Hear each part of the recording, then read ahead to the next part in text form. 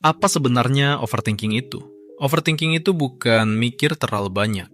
Overthinking itu mikir berlebihan tentang hal yang gak bisa lo kontrol. Dan pikiran itu muter berkali-kali tanpa solusi. Bentuknya ada dua. Satu, ruminasi. Ngulang-ngulang masa lalu. Dua, worrying. Ngebayangin kemungkinan buruk di masa depan. Intinya otak lo aktif, tapi nggak produktif.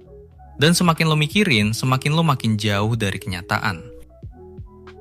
Kenapa otak kita mudah banget overthinking? 1. Sistem alarm otak terlalu sensitif. Secara evolusi, otak manusia diprogram buat mendeteksi bahaya. Dulu bahaya itu fisik, predator, kelaparan, lingkungan keras. Sekarang bahaya itu lebih ke sosial. Salah ngomong, takut gagal, takut ditolak. Otak kita nggak bisa bedain, jadi semuanya dianggap ancaman. 2. Otak benci ketidakpastian. Begitu ada hal yang nggak jelas, otak langsung mikir, kalau gini gimana? Kalau gagal gimana? Ini mekanisme natural untuk memprediksi masa depan, tapi sering kelewatan. 3. Perfeksionisme dan takut salah. Semakin seseorang takut salah, semakin besar peluang dia overthinking. Karena otaknya selalu mencoba menghindari skenario paling buruk, even kalau kemungkinan itu kecil banget. Kenapa overthinking bikin kita capek parah? Overthinking itu kayak nyalain aplikasi berat di background terus-terusan. Otak lo ngabisin energi buat ancaman yang gak nyata.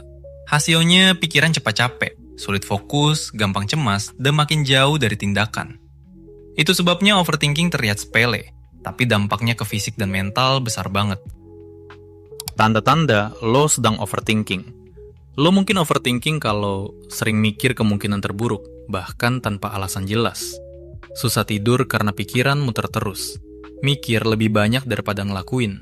Sering replay percakapan kecil. Ini tanda otak lo lagi dalam mode waspada berlebihan. Cara paling realistis dan nyata buat nurangin overthinking. Pertama, tanyakan 3 hal ke diri sendiri. 1. Ini fakta atau asumsi? 2. Bisa gue kontrol nggak ya? 3. Kalau hal terburuk kejadian, apa langkah gue? Setelah dijawab, biasanya 70% kecemasan langsung turun. Kedua, tuliskan pikiran yang muter. Begitu ditulis, pikiran itu berubah dari bayangan jadi objek. Otak berhenti mengulang karena udah lihat bentuk nyatanya. Ketiga, turunin ekspektasi harus sempurna.